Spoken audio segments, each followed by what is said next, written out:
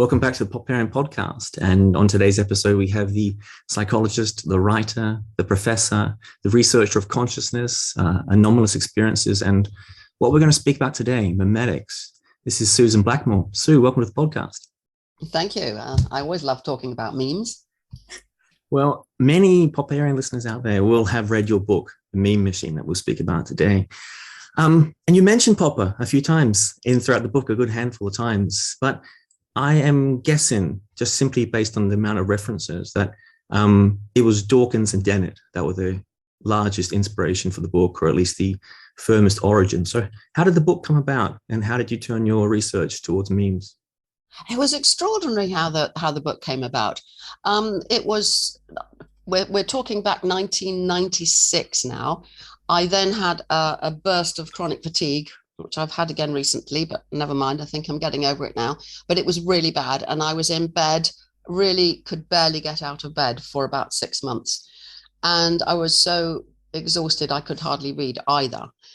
And that was the year that Dennett's Darwin's Dangerous Idea was published. And that has a lot of memetics in it. And I read it very slowly. I could only read about 15 minutes at a time. And then, my eyes would close and I'd have to lie back and stare at the ceiling because I couldn't sleep all the time. So then, inspired by that, it took me about 2 months to read it because I was so ill and I read nothing else. And at the end of that, I thought, well, I've got to read The Selfish Gene again, because I'd read it back in 1976 when it came out. But I don't think I'd remembered the meme thing at all. It was like, oh gosh, yes, I'd forgotten all about that. And then a student of mine started writing an essay on consciousness and memes. And all of this, I just remember hour after hour, day after day, lying in bed, staring at the ceiling and thinking. And all these ideas came up. I just was full of ideas from reading those two books and talking to my student. And I had this sort of crazy idea that by the time I got better, if I did get better, maybe I could write the book on memes, because what was available then, well, even now, is not much, was pretty poor.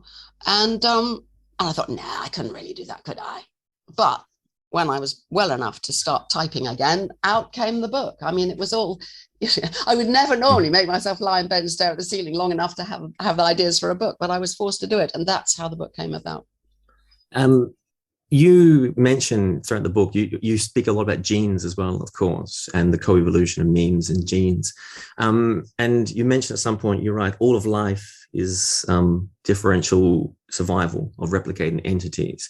And Popper would have loved this, because he had this, he picks up on the idea of the evolution of genes and says this is how knowledge expands as well. So do memes replicate in the same way as genes? Well, the whole point of memetics is that they are replicators. In other words, the content of them affects their chances of getting copied again. But no, they don't replicate in the same way. Genes depend on chemistry, and they also depend on the fact that after billions of years of evolution, they are now settled down into various systems, most of which consist of a genome, and then that produces some organism that is then the phenotype. And all of that process keeps going. And it is the selection pressures on the phenotypes that affect whether the genes get passed on or not. Now, memes, for the most part, are not like that at all. They're not dependent on chemistry in the same way that genes are, although in terms of brain chemistry, of course, but they depend on human brains and human machines and other things like that to store, copy, and select them. So it's a very, very different mechanism involved. The similarity is what it means to be a replicator. Information that is copied with variation and selection. That's the evolutionary algorithm. That's what Darwin saw. That's what explains, or to my mind, that's what explains all creativity of every possible kind in the universe. And Dawkins would say that too. You just said evolutionary algorithm, and algorithms are substrate neutral or substrate independent. So I'll let you open that up as well. But so in this sense, it doesn't matter the origin of the meme. It doesn't matter that the memes have no foresight. And it doesn't matter at all. The only thing that matters is the logic of the procedure involved. Yes, this is part of what it means to be a replicator, undergoing that algorithm process, that 3-step algorithm. I mean, Dennett was very, very keen on that. And like genes, and the similarities with biological evolution, of course, there's no grand plan. There's nowhere it's definitely heading, any particular kind of designs. It happens because it must happen. It can't not happen with this information around in the world. So I'm going to ask you a lot of questions about David Deutsch in a moment and his book. But before we get there, I should ask a couple more here. What is not a meme? So if we start trying to analyze what a meme is, and I say at some point you wrote, no one's going to be able to, we still don't know how to drill down to the single unit of a meme. But this is foundationalism or essentialism, something like that. But what is not a meme? So are all ideas memes? What is a really good question that people very rarely ask and should ask. Because if everything's a meme, if all ideas and all behaviors and all sorts of things are all memes, then the theory is vacuous and pointless. And Popper would say that, I'm sure. And lots of things are not a meme. Take, for example, something like, I was out kayaking on the sea this morning. Now, the kayak is a meme in the sense that the way you build a kayak, the idea, the different shapes of kayaks are competing memes, the different kinds of paddles that you have are different memes. But the skill of actually doing it is not a meme. I have to learn that with my own muscles for myself. I can watch other people, I can get the idea, you could say that's a meme, the idea of having a kayak and a paddle and doing what you do with it. But the actual skill that you learn for yourself, you have to learn that by yourself. It's a personal individual learning rather than social learning. And that applies to all kinds of things that we do. So the skills and all sorts of other animals can learn, even fleas and simple insects and frogs and things learn an awful lot of things in their lifetime and can respond to lots of things, but they don't copy from one to the other. So it's only humans who are having memes. And these other animals will learn all kinds of behaviors as we do. And all of those similarities, that's not memes. Then other ideas are not memes. If you have an idea, like you put together some different memes in your head and you think, this is a great idea, but you never tell anybody about it or write it down or do anything with it that could cause anybody else to pick it up, then it never becomes a meme. It's just your idea. So things are I would only count them as memes if they are information that is copied and varied and selected. So lots of things are not memes. And does that kind of answer your question, or do you need some more things that are not memes? It gets very close, but I'm sure I got David Deutsch's book in front of me. I'm sure when we jump into Deutsch after the next question that I'll offer you a few examples from Deutsch, which may when you clear those up, I think it'll come through a lot clearer as well. Okay. Just before we do though, I do want to just touch on the scope of your book. And what it tends to do, because I reread it for this interview. I read it years ago in India, and I reread it now, and it hits you of how much scope there is to this new idea of yours. And you start early on the chapter with, I think I quote from Popper, and you talk about how this is a scientific theory, and if it's going to be a good scientific theory, it has to be explain things better than its rivals. It has to be testable. And you go on to shoot down so much of sociobiology, it seems, throughout the book, and say that this is a much better way to understand who we are and why we're here and what we think. Gosh, well, I reread the book. Remember, it first came out in 1999. This is 23 years ago, and I don't remember everything I wrote in it. I did reread it again recently because I became fascinated by the memes of religion and thinking about various ideas along those lines. So I reread it. I'm glad that it has some impact still, but that's a very old book to be still concerned about. But that just shows how poorly memetics is done, and because it's really hardly progressed at all. Has a bit, but not much. Well, let's launch into Deutsch, because Deutsch has, so this is David Deutsch we're speaking about, and he is critical or slightly critical of parts of your theory, But reading you both recently, I'm sure he probably will agree with this, just how much his work was influenced by you. In fact, 2 chapters from his book were on memes, and largely on your theory of memes. And I know he's spoken about it a bit. So let's jump into it and build it up and see how it goes. And one of the early things is the idea of the meme itself. So you spoke about copying information, and is it possible to copy information in this way? So if you copy someone's behavior or an action, you don't actually copy. Are you missing something if you're simply copying the behavior? I think at some point Deutsch calls it like a parrot in a lecture, simply repeating something. You've got to copy the meaning, I think he says, as that's the most important part of this. It's very tricky. That's a whole deep, difficult area to get into. What I like about the way Deutsch handles it is that he doesn't get bogged down in those problems. He will just say, if something is transmitted and it produces a similar behavior in somebody else, we'll call that the meme. And you can start saying, well, is it an idea, or is it a theory, or is it a quirk of that particular person's behavior? And you can get into all kinds of muddles. I'm glad that he avoids all of those. So I would say that it doesn't matter what we call the meme. One of the problems that people get into all the time is saying, well, I can't actually pin the meme down. If somebody copies this song, or what was the example that you gave, like parroting a lecture? Yes. What counts as the meme? Well, does something have to count as the meme? Calling things memes is really a way of you have to give a name, and it implies a units when there aren't really units. But if you don't have a word, then you can't talk about it at all. We're really talking about a complex process here of interacting behavior, storage of information in brains, mixing it up in brains, coming out in behavior again, going into books, going into computers, coming out of them, going to another person. And Deutsch says, along with Dennett, I think they're very close, really, because they don't get bogged down in all those things. Dennett says, for example, the archetypal memes are words. Now, does the word banana exist? Well, yes, of course it does.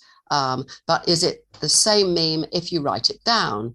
Well, you could start getting all upset and bothered about that, couldn't you? Or if someone says banana and someone else says banana, and so, is that the same meme? You can, and people have criticized memetics on the grounds that you can't solve those problems. And my response, and I think Deutsch's, is just don't get bogged down in it. We're talking about masses of information, some of which is copied and leads to the same or very similar behaviors in different people that spread and that affect societies and affect everybody's behavior in those societies. So that's one of the things I really like about his approach to memetics. So a meme must have 2 iterations of a kind. Correct me if I'm wrong here. It must exist within the mind or within the brain as a memory of a kind. And it must also exist as a behavior as well, or as language or some physical representation in the world beyond just the mind. It has to have 2. Well, yes, Deutsch says this, doesn't he? He says it has to have 2. Does it really have to have 2? Well, I don't think that's a very helpful way of thinking about it, in the sense that, if I go na na na na na and then you copy me, well, okay, you could say it exists as information carried by sound waves through the atmosphere or something, but is it helpful to say that? Because then we could put on the radio and have a tune, and then it comes from the radio to me, and then I sing it to you, and then again, people have tried to formalize all this stuff and say, well, I think the worst thing is when people try and say, well, it's got to be, if you're having an analogy between memes and genes, then there's got to be an equivalent of the phenotype. And perhaps you didn't mean to get into this, but it's kind of relevant here. If you say that, then there are 2 problems. The first is be careful of analogies. And this is something Deutsch says, and good for him.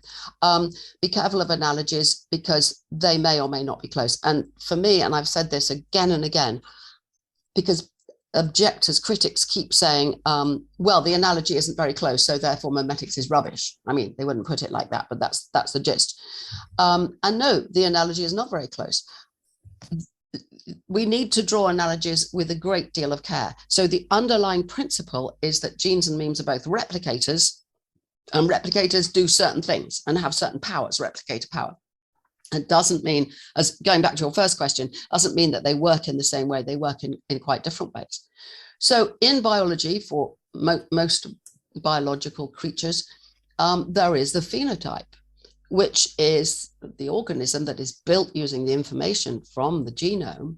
And then that certainly requires two steps, not the two that Deutsch was talking about, but it requires, not exactly the same, but it requires those two. It requires the storage of the meme somewhere, and then the meme producing some kind of product. Now, memes just aren't like that. So one of the things that I did in the meme machine, you may remember, was to distinguish between two processes. One in which you copy the product, I call it. You copy the thing that's that's supposed to be the meme. So if I go, nah, nah, and you go on, you do it. Yes, close. It wasn't a very good copy, but you know, you've reverted to that standard noise, which apparently even in other cultures people make. Nah, nah, nah, nah, nah. But anyway, beside that, there is no equivalent of a phenotype. There just isn't. The behavior is directly transmitted. The same if we copy a dance, or we copy a song, or we write something down. Let's say I write a recipe for you to make something, and then you take the written piece of paper and you go in the kitchen and you do the things and you cook the thing. And whatever the thing is, I'm not a cook, so this is not a good example, but you make this fantastic cake or soup or stew or whatever it might be. That is sort of a copy of the one that I have made, and therefore I wrote this recipe for you. Now, some people will say, well, the stew or the soup or the cake is the phenotype and the actual memotype is in the brain. Well, you get in such a tangle there, because you've got a written version, you could have a spoken version, you could have the behavior of stirring up the flour and the eggs or whatever it is you're doing, and frying the onions. And all of these things are entailed in the way we transmit ideas about cooking from person to person. There is no equivalent of a memotype, phenotype distinction. But that is when you copy directly the thing, that's true, or in these complex strings. But in modern society, there are equivalents of a phenotype. So, for example, I'm just my fingers are just on this keyboard here. Now, this keyboard has been produced in a factory. The information for producing it is kept in the factory in some digital way. And that information is not copied by somebody else. Well, I suppose it could be, but the normal process is that I go into a shop or I look online and I think I need a new keyboard. I think I like that one because it's like this and it's that color and it's got these different functions. And so I'll have that one. That is then the equivalent of a phenotype, because that's the thing on which the selection operates. People looking at it, deciding which one they want, buying it, while the information for making a new one is stored somewhere else back in the factory. So only in very, very recent times, with the advent of printing and so on, do we get to that point where I would say it's copy the instructions for making something. Then you've got a much closer analogy between memes and genes. But the vast majority of memes aren't like that at all. And this is another thing that people get hugely muddled and confused about, which is a great shame. Well, let me muddle a bit more. You go muddling. If I was going to say na na na na na na, that kind of tune, in that sense, is the meaning the thing that's not being copied? Because in a way, just simply the sound is being copied. But I assume it runs across cultures, not because it's a nice sound and it's just pleasant to the ear. I'm assuming it runs across cultures with a meaning, which is something along the lines of poking fun at someone or teasing someone or trying to be playful. The actual thing being copied, I'm assuming, is playfulness as opposed to simply the noise, which is pleasant. That's a very interesting example to think about, because I mean, I just read somewhere that other cultures, they also make a very similar noise. Na, na, na, na, na. Yeah, as you say, poking fun. Now, there could be something genetic in that. It could be the way, I mean, I'm just guessing here, but the way your mouth behaves, the kind of noise it can make. If you're thinking, oh, you're a prat, you're stupid. I mean, I'm saying it now, you can't see me, but my mouth is doing a certain shape and very naturally goes, no, no, no, no. So there could be something like that. Now, this is important because of one of the, I would say, valid criticisms that is made of memetics, particularly by Dan Sperber, which is that when we say that a meme has been copied because we see somebody doing the same behavior that the other person did, Sperber would say, this is reconstruction or reproduction, reproduction rather than copying. And the whole point about memes and the evolutionary algorithm is that you need copying. So what he's saying is that all they're copying, in that case of the na, na, na, na, na, all they're copying is they heard it and then they did it, but they did it because it was already in the repertoire of their behavior. They've done it themselves on previous occasions, for example. Lots of kids have done it in the playground. And so all they're doing is kind of selecting from their own repertoire of noises they can make, one that they already knew. Now, personally, I don't think that destroys memetics at all, although Sperber does, and thinks that therefore the whole idea is invalid because a lot of it happens without true imitation, true copying. Let's build up towards Deutsch again here, and I'll keep plodding forward, and hopefully we'll shoot him down wherever we can. And this point, I think, is going to be uncritically accepted. I think this seems to be pretty straightforward. And that is the idea that these memes don't necessarily evolve to benefit the holder. I know from reading your book that this is true. So I might be able to open that part up about the idea that these memes can be selfish and all they really care about is replication. Deutsch is going to take us into static and open society soon. So there is possible to have memes which replicate, which in fact harm the individual that has them and harms the broader society. This is the whole point. To me, this is the whole point of thinking about memes at all. So what has happened in the last 23 years since I wrote that book is a wonderful flowering of the field of cultural evolution studies. And there are anthropologists, psychologists, philosophers, various other people working on this. And to some extent, it's very similar to memetics, the theories that they're talking about. But they, on the whole, people like Boyd and Richardson and Henrich and so on, they will stay very firmly, memes are not replicators. They may even use the word meme, but that they will say they are not replicators. They are not selfish information competing to get copied and so on. They are part of the phenotype of the organisms, of the human being. So when somebody learns something, copies something from somebody else, it's that they might call it a meme, but they would say it's not a replicator. The importance of this to me is that what they would say is that following E.O. Wilson's wonderful statement that in the last analysis, the genes will always keep culture on a leash, or in England, we would say on a lead, like a dog.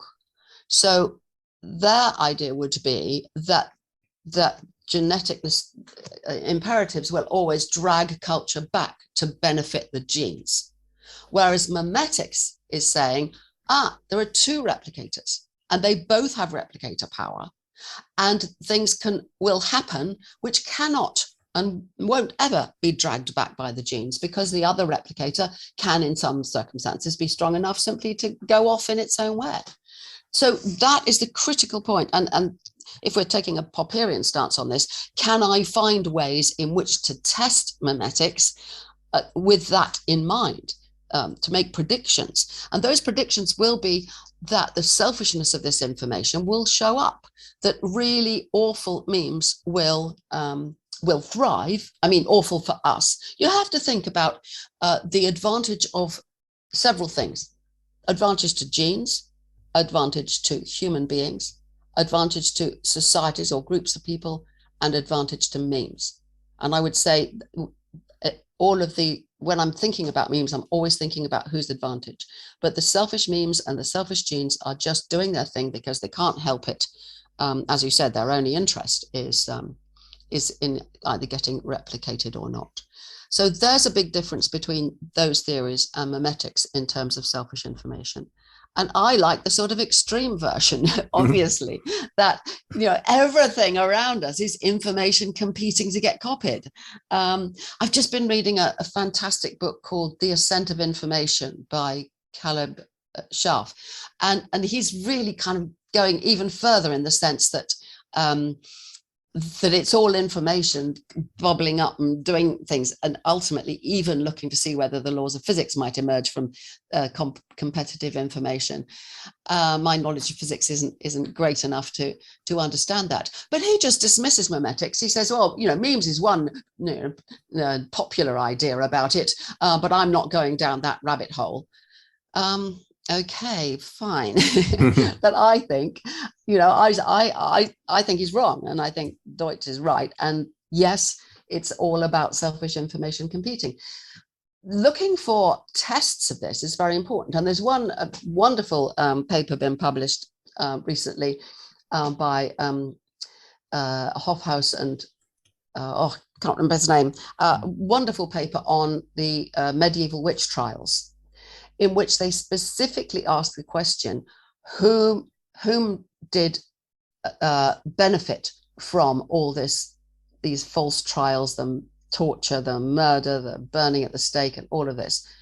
And as historians, they were looking at Baudry, Hofhaus and Baudry.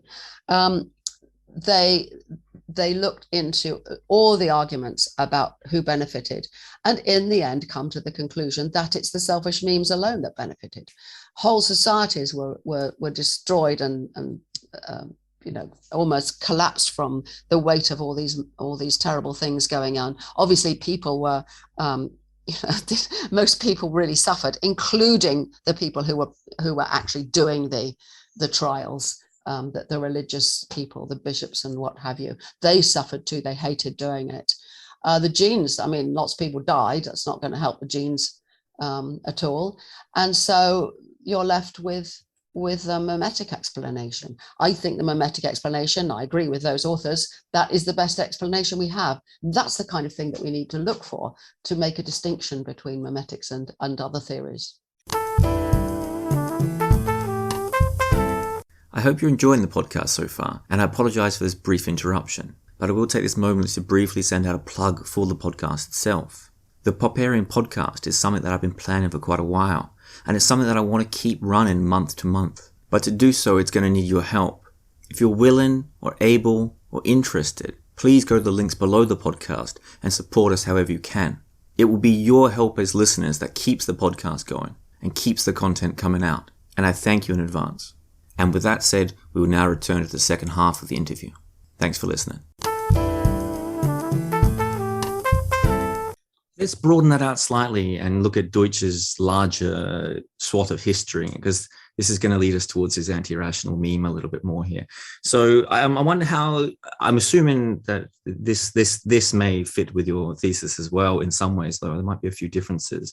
Deutsch has this idea of human history as being static, and people just like us were hungry and in pain and grief and in fear and all the time trying to get rid of these ideas. And then they would have ideas, you assume, to improve these things and then to try and pass them on. And yet they were held back at all stages throughout human history by taboos and laws that prevented these things. In fact, so memes that had a very specific element to them, which was the suppression of criticisms of those existing memes.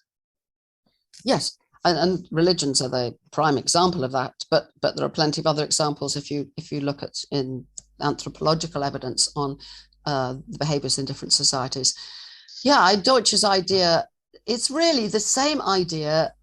He gives it the new name, rational memes and anti-rational memes, which, well, I'll come on to that. But first to say, Dawkins said that in 1976. There are only like 5 pages, I think, at the end of The Selfish Gene. He put so much into the idea then. It's amazing. And one of the ideas there, he said, is the faith meme is a way of suppressing curiosity, inquiry, openness, and change, any kind of change. If you have faith, so the idea of the faith meme is it's good to have faith and it's bad to have doubt. That is an absolute classic example of what Deutsch means by an anti-rational meme. It is one which prevents you undermining itself. Now you can see how, if you imagine a world in which there's millions of people and they're producing millions of memes all the time, a meme which can get successfully into people's heads and into their behaviors, that effectively stops them from adopting any competing meme, is a great success. And therefore, it's not surprising that human history is full of static societies, as Deutsch would call them, in which a lot of those kind of memes, these repressive, have faith, don't doubt, this is the right thing to do, you've got to do this because we've always done it, those things will be very successful. And it's amazing that we have broken out of that in recent times. And I think more than Deutsch does, I think people have broken out of it before. I think there were plenty of people in ancient Greeks and Romans who were coming up with really exciting critical philosophical ideas, and then they died out. Well, we've still got them, but you know what I mean.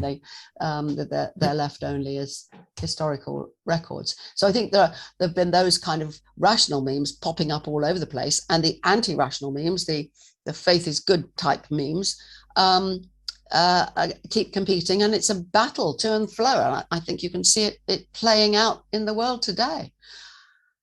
Deutsch, I'm listening in. If Deutsch was listening in, he would say that when I just spoke before, I gave half of his anti-rational meme. The other half is that these taboos and these laws, they're never really going to work, because they would be ideas bubbling up all over the place because of human creativity to fix those problems of fear and suffering.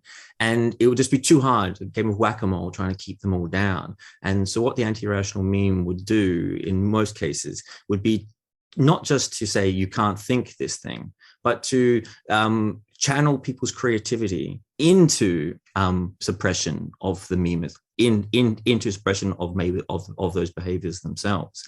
That it's always going to be a secondary measure, the idea of using a taboo or a law against something. The real idea is to channel people away from using their creativity in the first place, or to use that creativity simply to further the existing traditions of the society. Yeah, could you give me an example of one like that you're thinking of? I would have to run a kind of hypothetical example in my head. When you said religion before, I think many religions are very close to it, but perhaps not the religions that we have existing today. I think much more open to types of criticism, and then you say you mustn't think that. But I would hate to throw an example out there, because I think a lot of this is a kind of historical imagining of what existed out there in the world.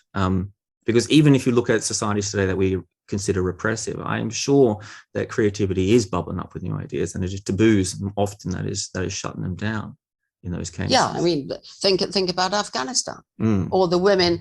Yeah, we have a creative urge, don't we, as kids? And we want to create things. Little kids start drawing and singing and doing all kinds of things. It gets suppressed. Now, the Taliban is the most extreme and terrible example of masses and masses of repressive memes. Obviously the faith is good and doubt is bad meme is heavily involved there, but the complete suppression of women's lives.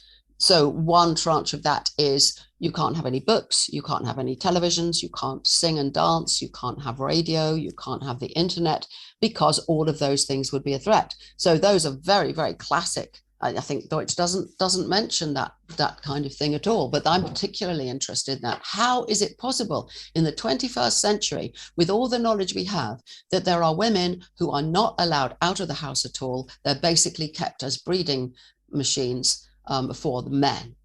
And my answer to that is, or sort of partial way of thinking about it, if it's not quite an answer, is the biology, the genetic basis of biology has given us sex differences. Oh yeah, I know we're not supposed to believe that kind of thing, but there we are. Sex differences which on the whole make men bigger, stronger, and determined to control the women. From the genes point of view, it's important that the man that men know who the child is. So yeah, a woman will almost always know that a child is her own, but men don't. So they have an incentive to keep women under control. All this plays out in the religion so strongly, anti-abortion, anti-gay sex, all of that is all kind of based on that. And I suppose how I feel about it now is that will keep on coming up, those basic biological things. In our culture, Western culture now, we have gay marriage and we have a free abortion on demand, like we do here in England. But this is constantly being threatened, bubbling up from those biological differences. And you see in the States, it is so depressing that once again, women are having to fight for the rights to control their own fertility. And that's what I see happening again and again. And you could put it in Deutsch's terms as rational versus anti-rational memes. I would also add to that a more emotional side to it about compassion and caring and so on. I would say that what happens in that process is if you think rationally and emotionally, well, what I would like is to have happy women who are having a good life, then you have a very different view from if you think that, well, what I want is God to be pleased and obey all the rules in the Quran or the Bible or whatever it is. So this battle kind of goes on, and sadly, we need still to fight these battles with encouraging curiosity, encouraging questioning, teaching people ways of testing their ideas. And well, we do that to some extent fairly well in schools. But we have to keep on doing it. I would assume, thinking about Afghanistan, I think that's a really interesting example there, that Deutsch would say, and I think he says this at some point in his book, you're almost never going to, almost, at least I'm assuming now in the day that we live in, rather than the deep history that he glances back to, that you're never really going to find a society of simply irrational memes. It's going to be a kind of hybrid place where there are irrational and anti-irrational memes kicking around, a bit like a absolute monarchy transition into a constitutional monarchy along the way to something else. That if you see a country, society like Afghanistan, and you recognize that the progress is happening within society, whatever that progress may look like of some kind, then it can't simply be a society of anti-rational memes. There must be some rational memes existing there as well. Well, they keep, this is the way the process works. They keep bubbling up. The natural curiosity people have, which just comes from the fact we need to be alive. We need to try and understand what's going on around us to compete with other people and get food and get mates and everything else. So that's, sorry, I've completely lost the plot here. Can you remind me what you just said? Well, you'll say it again and I'll answer it again. Well, I was just talking about, so I might add an example when I ask this again. I was just talking about a society like Afghanistan, as impressive as it is. There must be rational and anti-rational means inside the society for there to be any kind of progress at all, no matter in whatever aspect. If things improve slightly, it must be the case that there are some rational means fighting away with the anti-rational ones. And you asked for an example before, and I didn't have one. I was a bit nervous to use one. But Deutsch has an example in his book about hobgoblins, and I'm sure you read this, but I'll show the example to you here now.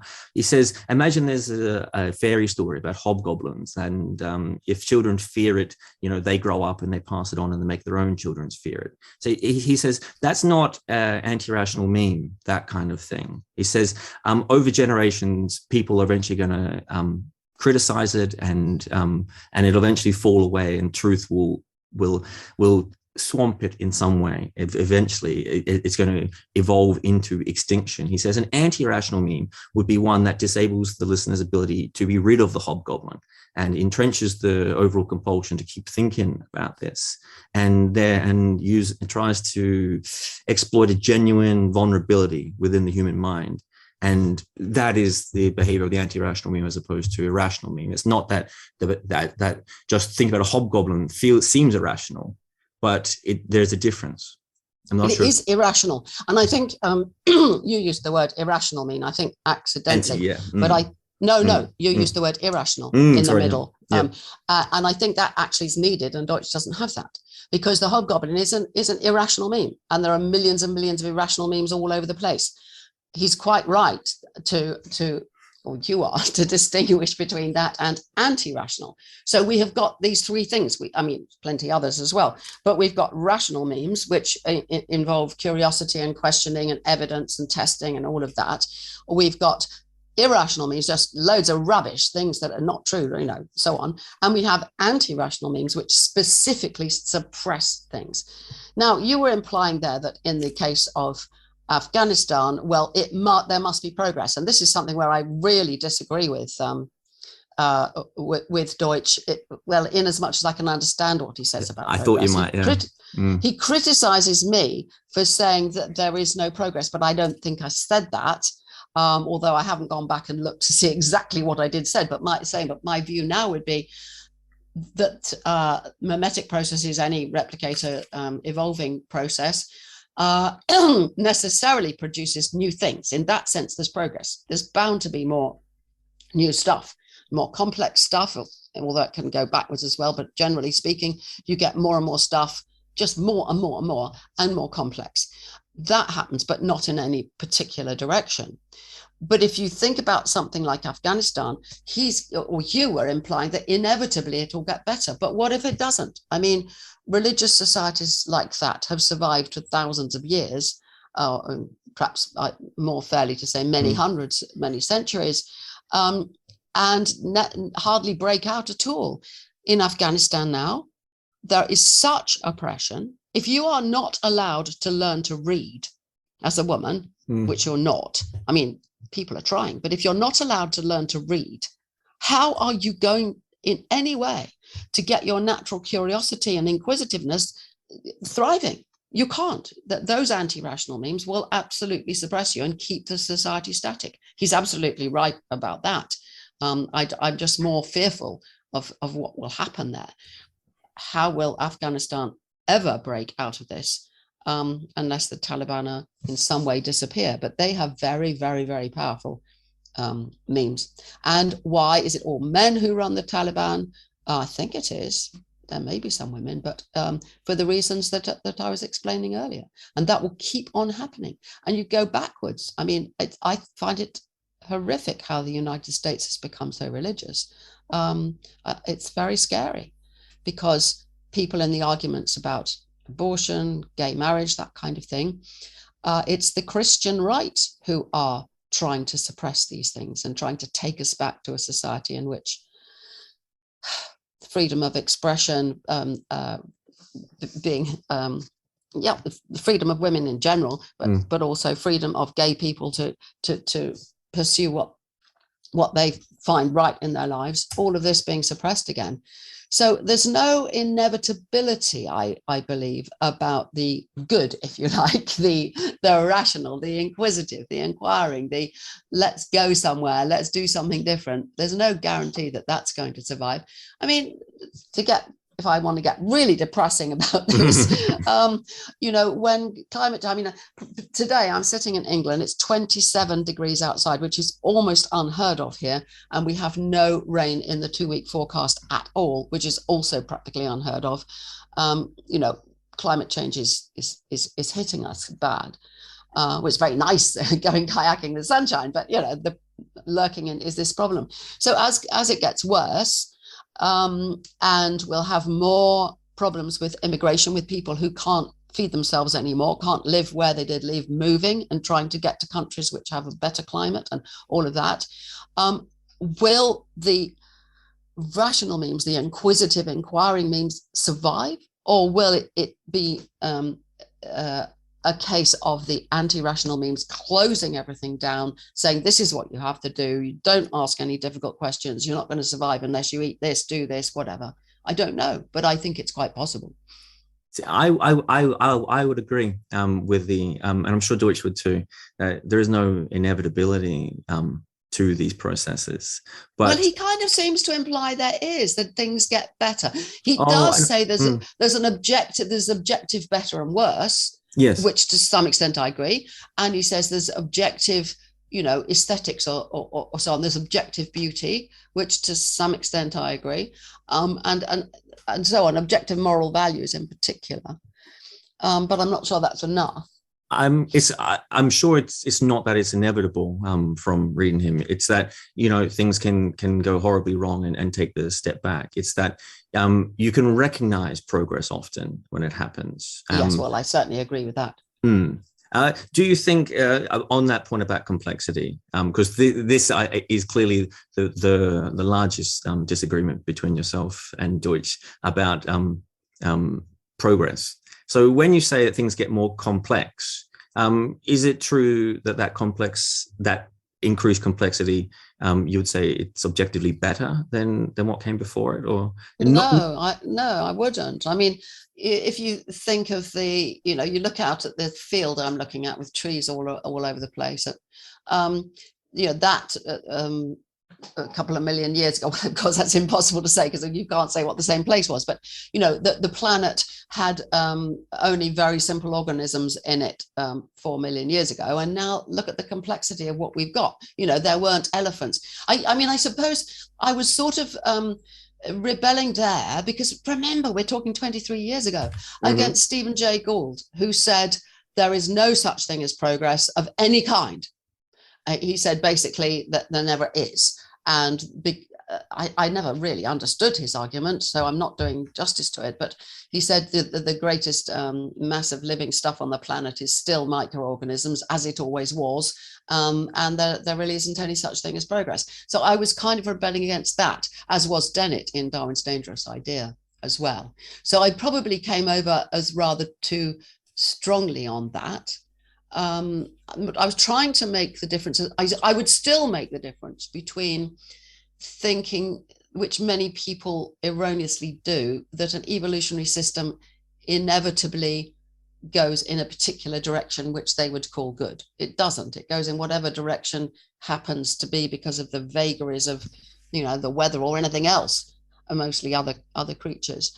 But nevertheless, I would say there is progress because it gets more and more stuff and more interesting and more variation and more opportunities for further evolution. So that's where I would stand now. And I'm not sure that Deutsch would very much disagree with me.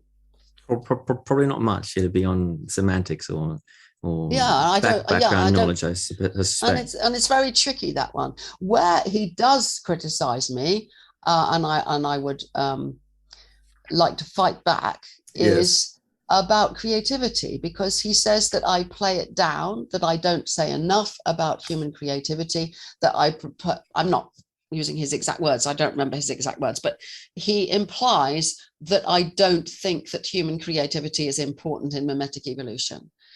And I've been thinking about that since because of you asking me to do this, so I've reread Deutsch and all my scribbles all over it. It's scribbled all over. And certainly on that bit, there were lots of scribbles. I think what I was trying to do 23 years ago, or 25 years ago when I started thinking about it, was to take the very much reductionist view, take it right down to the bits of information. Go right down to that level, because it's really exciting to think about information competing. And how does it compete? If we're talking about memes, mimetic information, how does it compete? Well, by getting into people's heads and getting them to pass it on, and so on and so on. Now, I wanted to do that because that's the new thing about memetics. Plenty of psychology and biology is constantly talking about creative thinking and that sort of thing. And I wanted to make a difference. And I wanted to say, we can look at it all as competing information. When somebody's having a new idea, what's happening in their brain is mixing up or bringing together 2, 3 more, however many other ideas they've picked up, other memes that they've acquired somehow or another, or they've made new ideas in their head and they're mixing them up with some new memes as well. That creative process I kind of took for granted. I mean, it was strange reading his book again, because I'm thinking, oh dear, you can't, it's not fair to create. I mean, not being, I don't mean he was deliberately unkind or anything, but it's not fair to say that I didn't say enough about creativity, when what I was trying to do is say, yeah, there's been so much about that, I really want to go for a different side to it. So I think actually he and I are really very close in that respect. So the myth of the heroic inventor is not such a myth after all.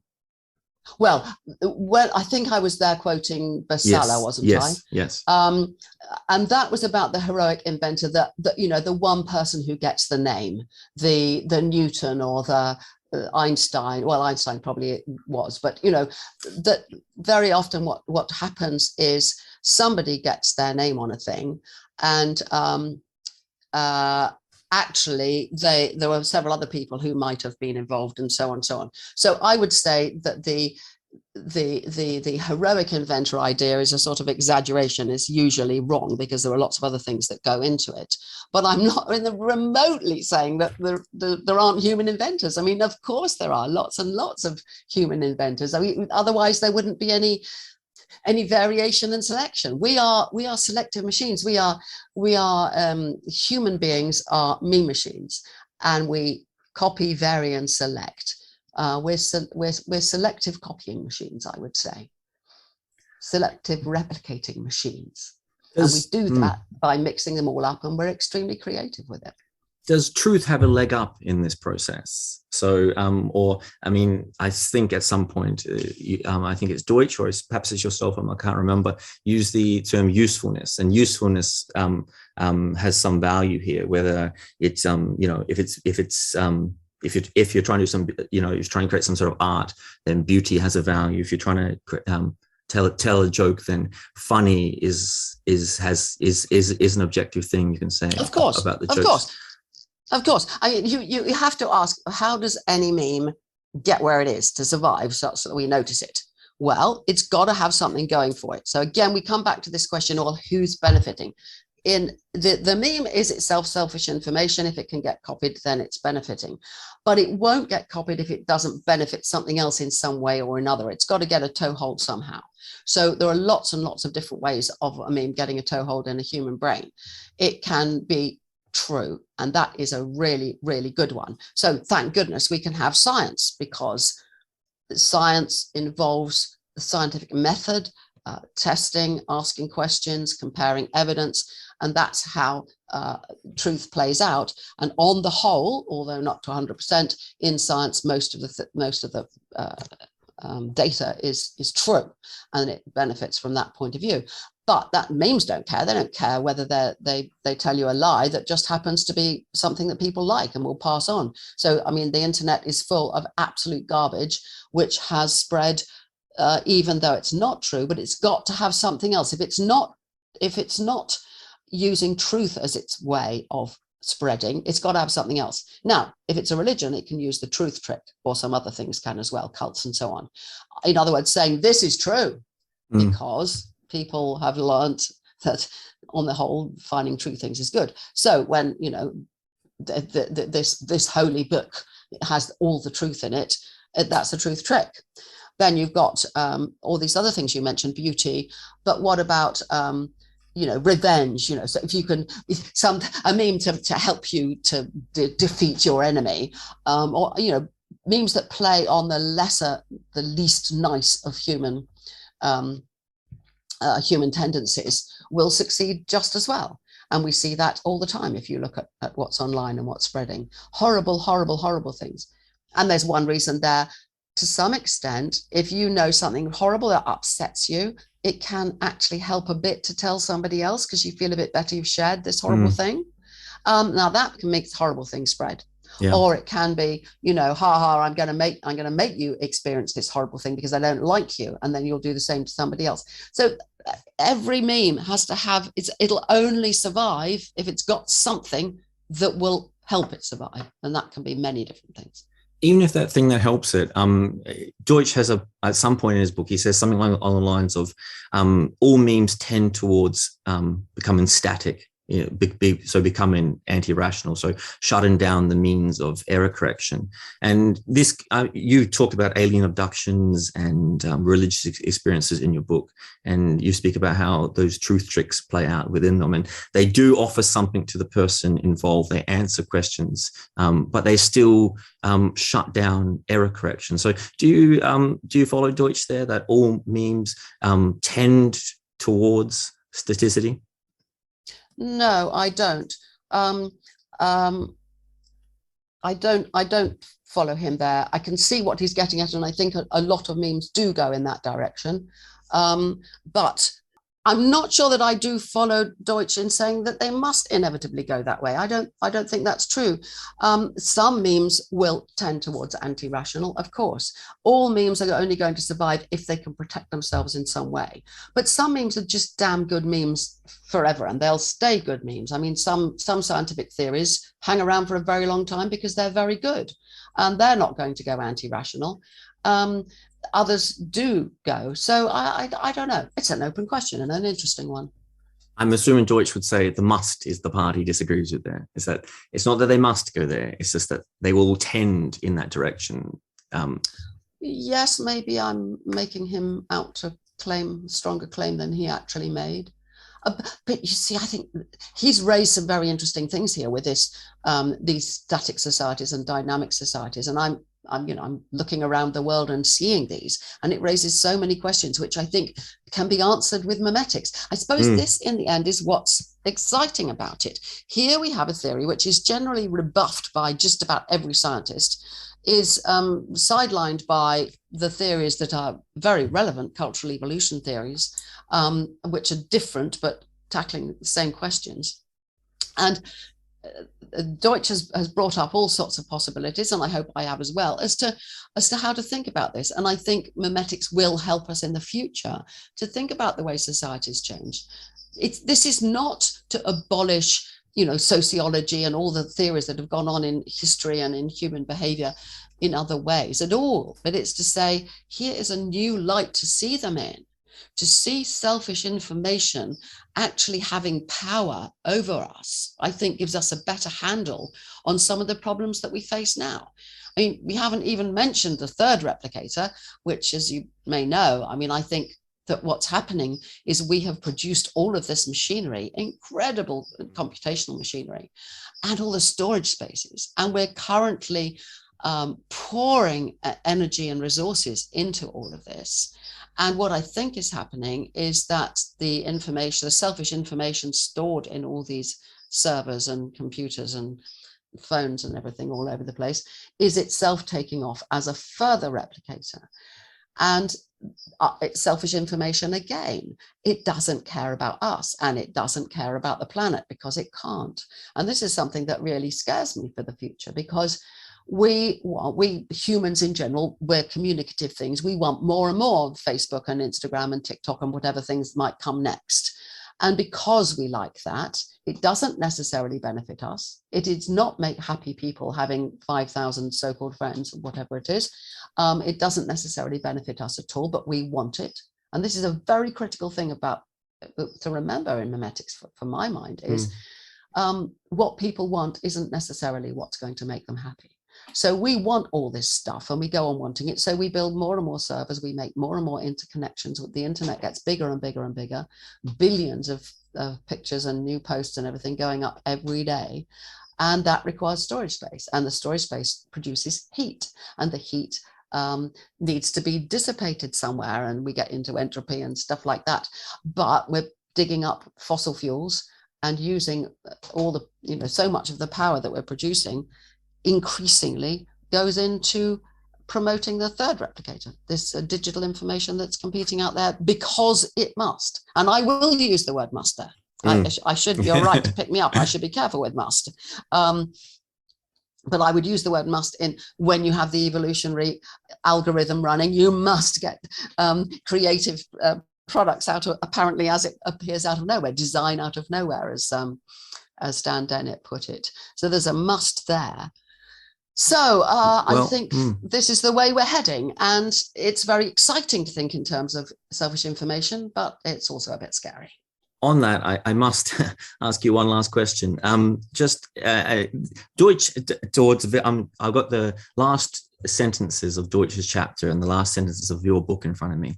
And Deutsch's last sentences of his second chapter about you says we should examine and criticize laws and societies and institutions. And he goes on to talk about how we should search deeply for the conditions or the existence of these anti-rational memes, and we should seek them out and eradicate them.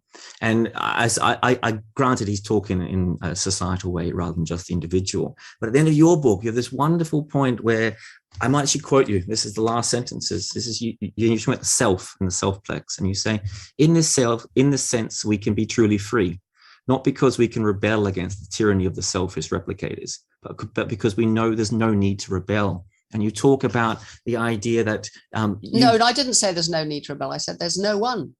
Sorry. Yes, there's no one to rebel. Yes, but that's a critical difference. Yeah, yes, there is and what I was saying there is so often misunderstood. People seem to think I'm saying there isn't a person, there isn't a human body, an actual, human, that person. I'm not saying that at all, because what I had done in the last couple of chapters was to take you could say it's a Buddhist point of view, you could take it's a neuroscientific or philosophical view on the illusion of self, is that we, and free will. So we feel as if I, the little me inside that is imaginary, that's, running the show, that's in charge, that has the stream of consciousness, the qualia, whatever, that exerts its free will. If we believe in that, then I think we're wrong. That's an illusion. Memetics allows us to see how that gets built up through the memes we acquire, through language, through the idea of self, and so on. We construct this false idea about a self. So when Dawkins says we alone on earth can rebel against the selfish replicators, I feel bad now in a way that I left that last sentence because I loved it. But I think human beings can rebel against the replicators in the sense that they can get together and say, right, I don't like that meme, we're going to get rid of that one. Or as a society, we're going to vote this person in who's going to get rid of these anti-rational memes. But it's not because there's a little me in there who's got, who has this idea and of my own free will can do it. That's what I was getting at in there. And I think perhaps it was inadvisable in a sense, because you really have to grasp deeply the notion of the illusory self and let go of it to get that freedom that I was talking about. And there are a lot of people with spiritual practice, meditation practice, and so on, who do that and then realize that this world of human beings interacting, the selves are sort of bubbles on the top, and we're just ideas, and actually it's human interactions, human meme machines passing information around, the information exploiting them for its own benefit, and so on. So that's what I meant by that last sentence. Very last point. Does it help? I know that you meditate. I'm trying, I'm struggling. Good. But struggle. It's a struggle. Does it help to de-weed? So you've been doing it for a number of years now. Do you notice that you're de-weeding your own memes, or is it not that clear? Oh, I think so. But you see, the trouble is, as you get older, you change. And I don't know how much to attribute the great changes I've found in myself to being more calm, more able to accept things that are not what I expected, to be less controlling of other people, and changes that I see, and I think they're due to 45 years of meditation, but they might be just due to aging. And I mean, I think Popper would agree, and a single subject, an experiment with one, is never going to give you any answers, and I can't really test it. But my impression is that the meditation and mindfulness help enormously to be much more accepting impermanence, the way everything changes, accepting the limitations of one's own power, enjoying the vagaries of it all. The freedom, I suppose, is freedom from all the things that you thought you had to do, and discover that you don't have to be that and don't have to do that. and things open up, you become more open to what's happening and more responsive. So that's what I think, but I can't defend that strongly because it might just have happened anyway. Who knows? But then I go on and on. It's a struggle, meditation. Yeah, you keep struggling because it does get easier. Eventually it gets, and I really enjoy it now. Whereas in the beginning, the terrible thoughts I had in meditation. Ghastly, awful, terrible. I'm enjoying a couple of seconds here and there, and it's improving and it's growing. Good. Yeah. Excellent. A little hint here. I tend to think that I normally time on meditation now, but I used to try and stop in a nice bit. So I'd have, bad time, and then I'd be, a much calmer time and so on. That's what I told myself. Stop in a nice bit, because then you'll be much more tempted to want to go do it again tomorrow. Okay. Bit like the I don't know whether that really works. It's just a thought. Yeah. Excellent. Yeah. Well, that's also a wonderful note to end the podcast on. The book we've been speaking about, we've been speaking about two books. Of course, Sue's book is The Meme Machine. And of course, I apologize for how little of that we actually got to in the podcast, as opposed to talking about it through reference to David Deutsch's book, which is The Beginning of Infinity as well. I'm going to link both below. And Sue, it's absolutely such a pleasure. Thank you so much for your time. Oh, I've enjoyed it. It was quite stretching, it's quite, I really had to think, and that's great. That's what we want, isn't it? That's anti-rational. Thank you for your anti-rational memes, Jed. Thank you.